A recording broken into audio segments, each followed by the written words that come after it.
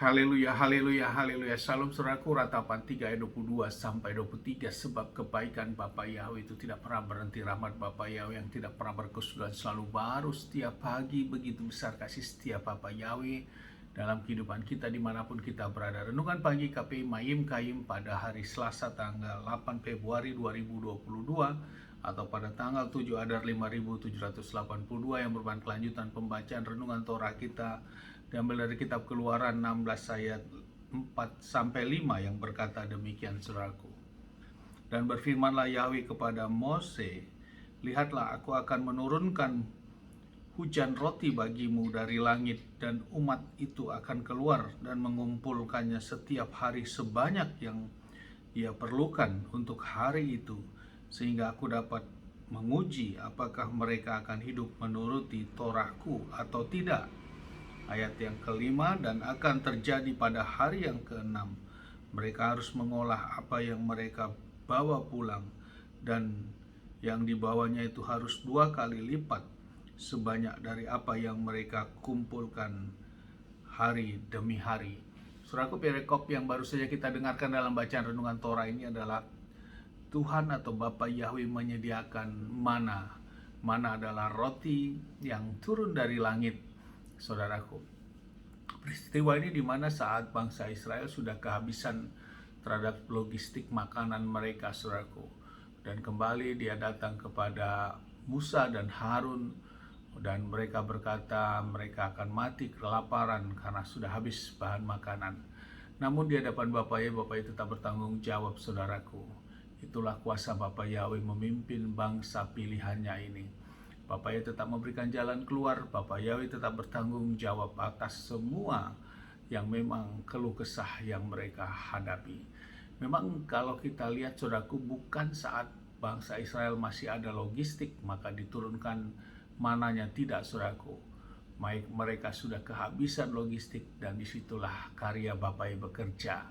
Sama halnya juga dalam kita menjalani kehidupan saat ini, saudaraku. Bapa Yahweh tetap bertanggung jawab kepada kita selama kita terus berpengharapan kepada Bapa Yahweh. Karena itulah menjadi gambaran perjalanan bangsa Israel ini, saudaraku. Dan ini menjadi gambaran iman-iman kita saat ini. Di manakah iman kita? Apakah iman kita berkualitas hanya masih seperti di padang gurun ini saja, saudaraku? Ataukah iman kita masih mundur seperti masih di tanah Mesir sebagai iman-iman yang budak, saudaraku?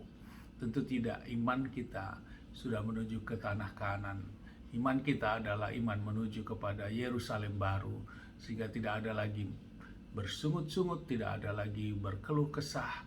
Yang ada tetap terus berjuang dan setia kepada Bapa Yahweh. Semuanya ada jalan keluar, semuanya bisa dibicarakan dengan baik, saudaraku. Inilah menjadi renungan bagi kita, sehingga kita tidak bersungut-sungut, kita menghormati satu sama lain sesuai dengan siapa kita dan di mana posisi kita, kedudukan kita saat ini, saudaraku. Sebagai orang tua terhadap, sebagai anak terhadap orang tua, sebagai orang tua suami terhadap istri, dan juga istri terhadap suami, saudaraku. Tempatkan posisinya, sehingga Bapak katakan, aku akan menguji Torahku, aku akan menguji firmanku dengan memberikan mana ini, saudaraku. Dan pada hari Sabtu, pada hari Jumat mereka mengumpulkan 2 kali lipat, karena memang pada hari Sabat nantinya, Sabtu, mana itu tidak turun.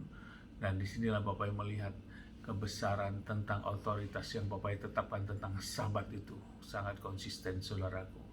Karya yang begitu besar, karya yang mudah kita dapatkan, kita pahami, namun jangan kita persulit, saudaraku, karena semuanya sederhana untuk kita pahami.